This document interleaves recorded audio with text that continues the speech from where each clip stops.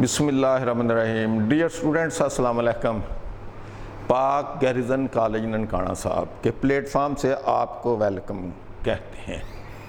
Dear students, ये second year mathematics की class है और ये न्यू सिलेबस के मुताबिक हम 5th चैप्टर को स्टडी कर रहे हैं। आप इसको बहुत गौर से समझना है। ये ज्योमेट्रिकल कॉन्सेप्ट्स हैं, अलजबरा की रोशनी में इसको स्टडी किया जा रहा है, इसलिए इस ज्योमेट्री को अलजब्रिक ज्योमेट्री भी या एनालिटिकल ज्योमेट्री या कोऑर्डिनेट ज्योमेट्री भी कहते हैं। कई नेम हैं इसके, कार्टियन कोऑर्डिनेट ज्योमेट्री, रीज़न भी वो इस प्रीवियस लेक्चर में हम डिस्कस कर चुके हुए थे। अब आप ज़रा कुछ और आइडियाज़ को डिस्कस करें, देखेंगे कि उसके बाद फर्दर क्वेश्चन करते हैं। ये एक आइडिया देखें, condition of concurrency of 3 lines, यानी 3 लाइन्स कंकरेंट कब होंगी। हमने 3 लाइन्स को चेक करना है कि वो कंकरेंट कब होंगी, यानी एक पॉइंट पर वो कब मिलती हैं। ये देखें 3 लाइन्स दी हुई हैं, लाइन 1, लाइन 2, लाइन 3। इसकी इक्वेशन दी हुई है a1x + b1y + c1 = 0। इसी तरह लाइन 2 की दी हुई है इक्वेशन और लाइन 3 की दी हुई है। अब याद रखिए, अगर ये कंकरेंट हैं तो इफ़ एंड ओनली इफ़ क्या होगा कि इनके कोफिशिएंट्स जो हैं ये रो वाइज इस तरह लिखें तो आप इनका डिटर्मिनेंट लेंगे तो =0 आएगा। और डिटर्मिनेंट लेने का मेथड आप फर्स्ट ईयर में भी और इवन मैट्रिक में भी, मैट्रिक में ज़रा हल्के लेवल पर, लेकिन फर्स्ट ईयर में आपने बहुत अच्छे तरीके से इसको स्टडी किया हुआ है कि डिटर्मिनेंट कैसे एक्सपेंड किए जाते हैं। यानी इनके कोफिशिएंट्स जो ये कांस्टेंट्स हैं, इनका डिटर्मिनेंट लें और डिटर्मिनेंट की वैल्यू अगर 0 के इक्वल आ जाए तो आप कह सकते हैं कि तीनों लाइंस कंकरेंट हैं। और अगर वो 0 के इक्वल ना आए तो आप कहेंगे given lines are not concurrent. इसी तरह आप यहाँ एजिमनन एक बात समझ लें, एक ट्राइंगल है, उसके एल्टीट्यूड्स की भी इक्वेशंस होती हैं, मीडियंस की, राइट बाइसेक्टर्स की वगैरह की। अगर आपको कहता है कि बताओ इस ट्राइंगल के मीडियंस कंकरेंट हैं कि नहीं, हम क्या करेंगे, तीनों मीडियंस की, ये जो 3 मीडियन होंगे तीनों की इस तरह इक्वेशंस फाइंड कर लेंगे, फिर उनके ये जो कोफिशिएंट्स होंगे इनका डिटर्मिनेंट लेंगे। अगर डिटर्मिनेंट की वैल्यू 0 के इक्वल आ जाए तो हम कहेंगे तीनों मीडियंस कंकरेंट हैं। और अगर इसी तरह सिमिलर वे से अगर एल्टीट्यूड की बात करेगा तो हम एल्टीट्यूड्स की इक्वेशंस पहले फाइंड करेंगे और फिर ये कंडीशन ऑफ कंकरेंसी चेक करेंगे। यही काम हम राइट बाइसेक्टर्स पर करेंगे। अब नेक्स्ट आर्टिकल की तरफ जाते हैं। Dear students, equation of line through point of intersection of 2 lines. इधर देखें इसका क्या मतलब है। डियर स्टूडेंट्स, ये अगर 3 लाइन्स कंकरेंट हैं तो ये देखें, ये एक लाइन हो गई, ये दूसरी लाइन हो गई और ये सपोज करें कि ये तीसरी लाइन है। ये तीनों लाइन्स, लाइन 1, 2, लाइन 3, ये तीनों एक पॉइंट पर कंकरेंट हैं। तो ये लाइन 1 हो जाए, लाइन 2, लाइन 3, ये तीनों एक पॉइंट पर कंकरेंट हों तो अब देखें यहाँ ये 2 लाइन्स दी हुई हैं। कहता है line equation of lines through the point of intersection of 2 lines. अब देखें यहाँ इसका मतलब क्या है, ज़रा प्रैक्टिकली समझें। डियर स्टूडेंट्स, ये 2 लाइन्स सपोज कर लें आप, हालांकि लाइन सेगमेंट हैं लेकिन वक्ती तौर पर इनको लाइन समझें। ये लाइन हो 2 और एक दूसरे को ये इंटरसेक्ट कर रही हो, नॉन पैरेलल हो, और ये तीसरी लाइन इनके कॉमन पॉइंट में से, ये जो इनका कॉमन पॉइंट होगा इसमें से ये जो गुजरने वाली लाइन है आपको कहता है इसकी इक्वेशन फाइंड करो। और यहाँ देखो ये जो कॉमन पॉइंट है इसमें से बहुत सी लाइन्स गुजर सकती हैं, वो इस तरफ से गुजार लो, इस तरफ से गुजार लो, ऐसे गुजार लो इस पॉइंट में से, इसलिए उनको फैमिली ऑफ लाइन्स भी कहते हैं। अब यहाँ देखें इसकी इक्वेशन क्या है। ये 2 लाइन्स दी हुई हैं, लाइन 1 है उसकी इक्वेशन है, लाइन 2 है उसकी इक्वेशन है।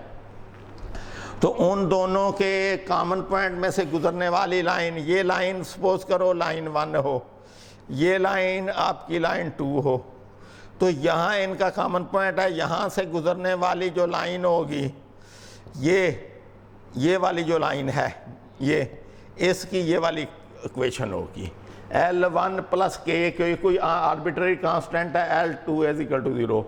और हमें क्वेश्चन के अंदर कोई ना कोई कंडीशन दी होगी, उस कंडीशन की रोशनी में हम इस K की वैल्यू फाइंड किया करेंगे और K की वैल्यू चेंज होती जाए। यहाँ ये जो लाइंस है इसकी पोजीशन बदलती जाएगी, गुजरेंगी इसी पॉइंट में से, और इस पॉइंट में से देखो इन्फिनिट लाइंस गुजर सकती हैं एक पॉइंट में से, तो वो उनको फैमिली ऑफ लाइंस कहते हैं। अब हमने कुछ क्वेश्चंस लिखे हुए हैं। ये क्वेश्चन अगर आपने एक क्वेश्चन भी गौर से समझ लिया डियर स्टूडेंट्स, तो फर्दर आगे जो क्वेश्चंस होंगे आपके लिए समझने बहुत इजी हो जाएंगे।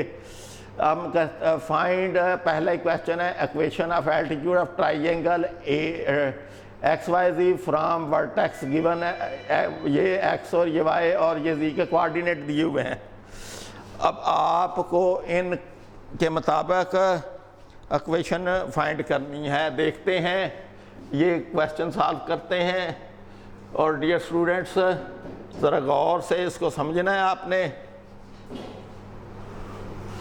एक क्वेश्चन अगर आपने तवज्जो से समझा और आपके थ्योरेटिकल कॉन्सेप्ट क्लियर हो तो आप बाकी क्वेश्चन इजीली खुद ही टैकल कर सकते हैं। डियर स्टूडेंट्स देखें, ये एक ट्राइंगल है, क्वेश्चन 1 है, उसका सॉल्यूशन देखते हैं कि ये एक सपोज करो ये ट्राइंगल है, ये x, ये y और ये z इनके कोऑर्डिनेट हैं। वो जो कोऑर्डिनेट लिखे हुए हैं वो मैं यहाँ मेंशन कर देने लगा हूँ। x के हैं 1 और 3, y के हैं 5 और 7, z के क्या हैं -3 और 9। अब देखो डियर स्टूडेंट्स, एल्टीट्यूड क्या होता है, पहले उसकी डेफिनेशन आपको प्रॉपर तरीके से मालूम होनी चाहिए। वो क्या है, किसी भी वर्टेक्स से अपोजिट साइड पर जो परपेंडिकुलर होता है लाइन सेगमेंट, वो क्या कहलाता है, एल्टीट्यूड। अब देखें, फर्ज करो ये x है तो इसका एल्टीट्यूड यहाँ ले लो परपेंडिकुलर,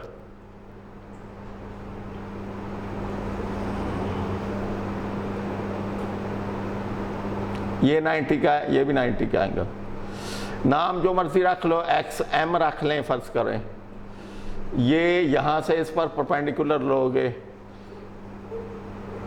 इसका नाम एन रख लो, और यहाँ से परपेंडिकुलर लोगे इस पर तो यहाँ पी रख लो, और ये तीनों एक पॉइंट पे मिलते भी हैं, याद रखिएगा।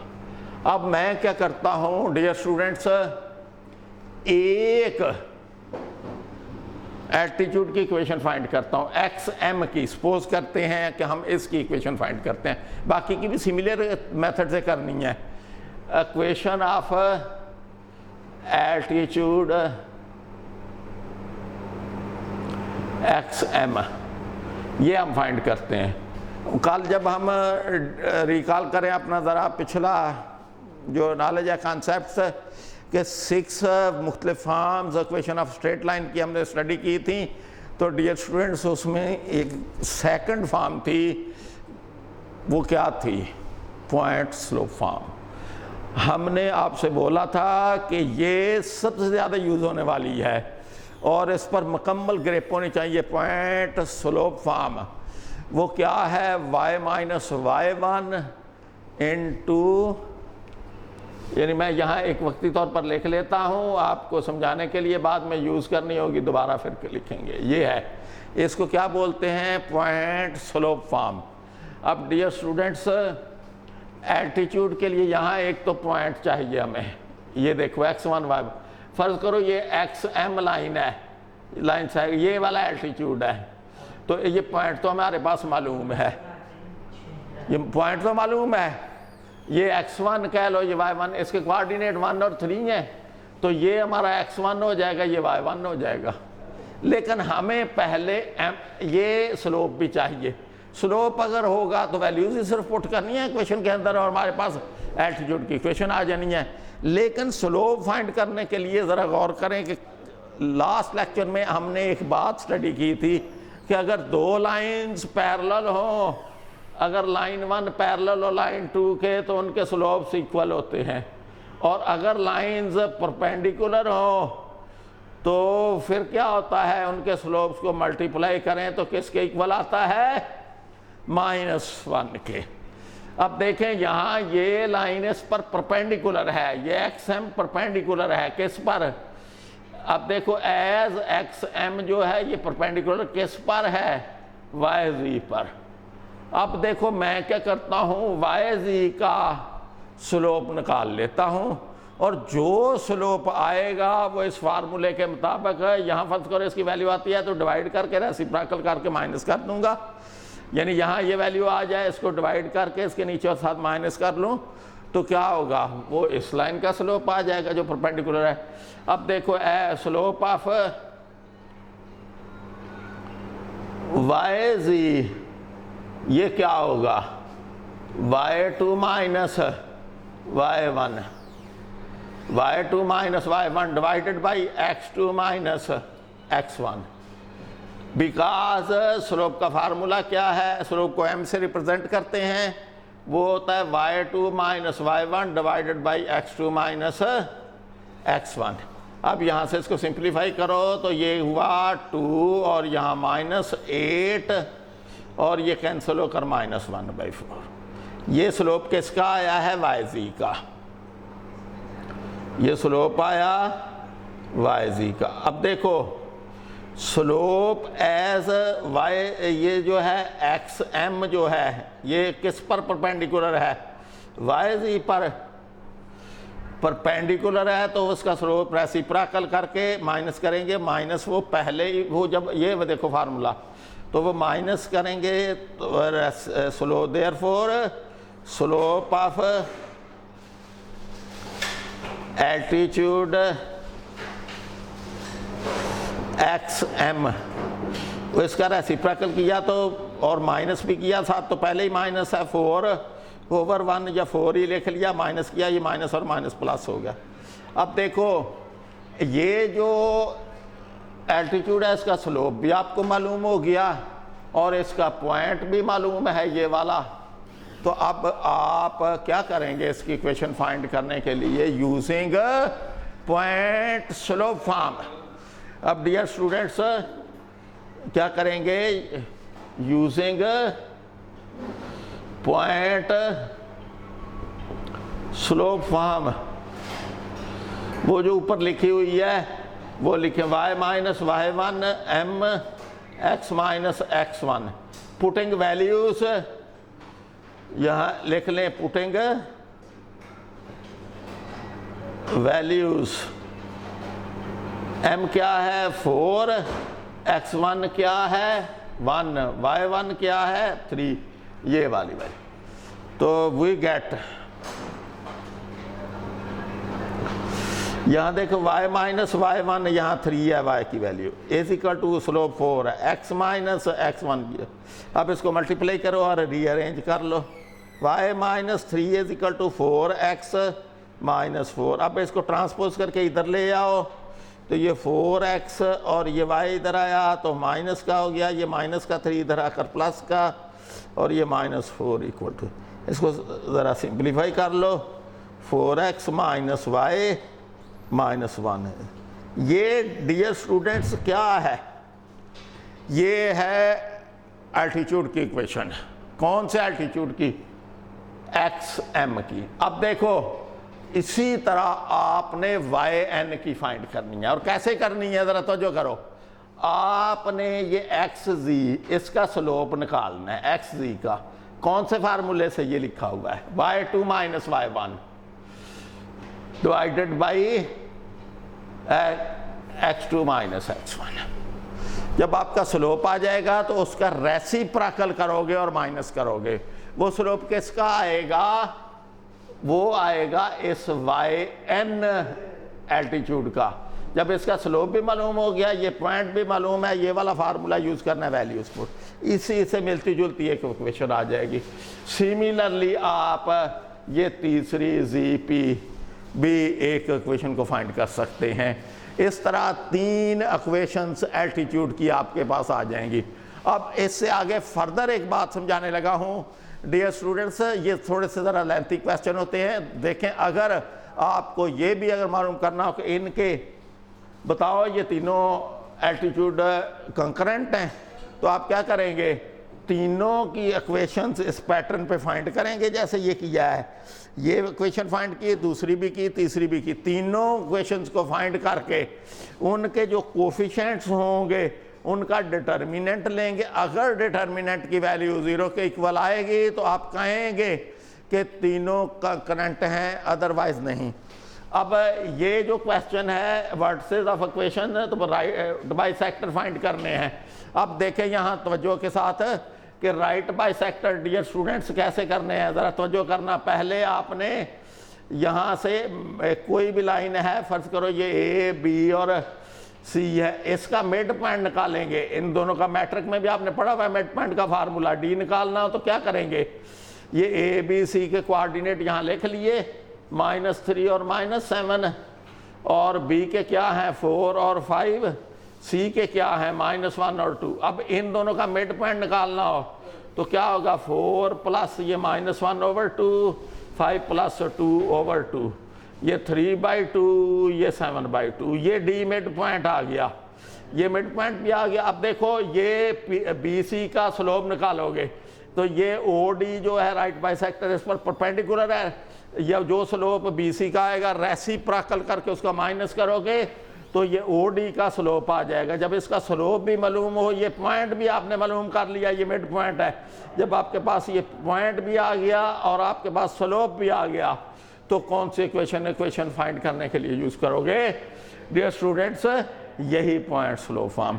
इसी तरह ये मीडियंस को फाइंड करना है तो ये भी सिमिलर पैटर्न पे एक छोटा सा सवाल है। मीडियंस फाइंड करने के लिए क्या करेंगे आप डियर स्टूडेंट्स, देखें ज़रा। मीडियंस फाइंड करने हो पहले आपने अपोजिट साइड्स का मिड पॉइंट फाइंड करना है। यहां देखें, ये फर्ज करें ये वाला क्वेश्चन है पी क्यू और आर। आप इनके वर्टिसेस यहाँ लिखे, पी के 1 2 हैं, 5 और -6 हैं, इसके 7 और -2। अब इनके मीडियन फाइंड करने हैं, तीनों करने होते हैं। ये ज़रा क्वेश्चन थोड़े से लेंथी हैं। अब देखें यहाँ ये वाला फाइंड करना है, फर्ज करो ये मीडियन है, यहाँ अपोजिट साइड के मिड पॉइंट पे मिलाना है। फर्ज करो ये पी डी, और मिड पॉइंट आपने कैसे फाइंड करना है, ये मिड पॉइंट इन दोनों का है, यानी डी क्या होगा 5 प्लस और 7/2 और -6 और -2/2, इन दोनों को ऐड किया। ये मिड पॉइंट 2 पॉइंट्स का निकालना आपने मैट्रिक में भी सीखा हुआ है। तो डियर ये 12/2 और ये -8/2 आपने कैंसिल किया तो ये 6 और ये -, ये आपका ये डी के कोऑर्डिनेट 6 और -। अब देखो डियर स्टूडेंट्स, ये पॉइंट पहले ही मालूम है आपको और ये पॉइंट आपने खुद फाइंड कर लिया। अब आपने इस पी डी की इक्वेशन निकालनी हो तो आपके पास 2 रास्ते हैं। एक तो 2 पॉइंट फॉर्म यूज कर लें जो लिखवाई थी। कौन सी थी 2 point form, y - y1 over y2 - y1 is equal to x - x1 over x2 - x1। ये एक तो चॉइस है। दूसरा ये है कि आपके पास ये दोनों पॉइंट मालूम है तो आप इस पी डी का स्लोप निकाल लें। स्लोप सपोज करें निकाले हैं भला पी डी का स्लोप ऑफ पी डी, वो क्या होगा, ये -4 y2 - y1, आगे 6 - 1, ये -6/5, ये किसका आ गया स्लोप पी डी का। इस लाइन का स्लोप आ गया। अब ये वाला पॉइंट यूज कर लो या ये वाला यूज कर लो, दोनों में से एक यूज कर लो और ये वाली इक्वेशन यूज कर लो पॉइंट स्लोप फॉर्म, तो फिर भी इक्वेशन आ जाएगी लाइन की। यूजिंग, अब स्लोप ये हमें मालूम है तो यूजिंग पॉइंट स्लोप फॉर्म,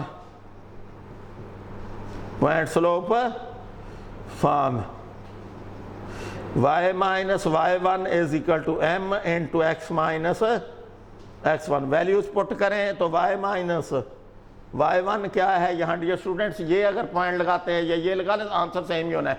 यहाँ फर्ज करो 2 लगा देता हूँ और m क्या आया हुआ है -6/5 और x माइनस ये कोऑर्डिनेट क्या है 1। अब क्या करें, सिंप्लीफाई, 5 डिवाइड हो रहा है, इधर आकर मल्टीप्लाई होगा, इसको अंदर मल्टीप्लाई करके रीअरेंज कर लेंगे।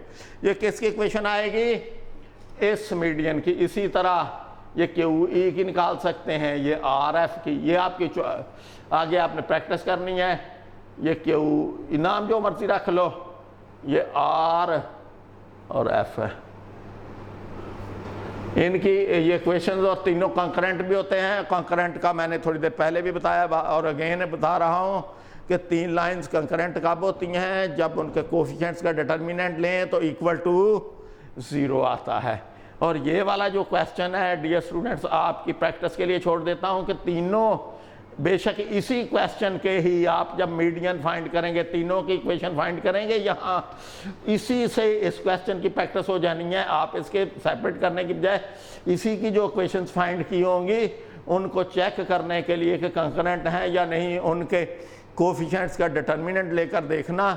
अगर वो वैल्यू ऑफ 0 के इक्वल आएगी तो वो कंकरेंट होंगे, अदरवाइज वो कंकरेंट नहीं। और याद रखिएगा वो कंकरेंट होंगे क्योंकि मीडियन हमेशा कंकरेंट होते हैं, एल्टीट्यूड भी कंकरेंट होते हैं, राइट बाइसेक्टर भी कंकरेंट होते हैं। ये हमेशा याद रखिएगा। आपने पहले अपने बेसिक कॉन्सेप्ट्स क्लियर करने हैं। अगर आपके बेसिक कॉन्सेप्ट क्लियर नहीं हैं तो मैथ में आपको उलझन होंगी। अल्लाह आपका हामी नासिर हो।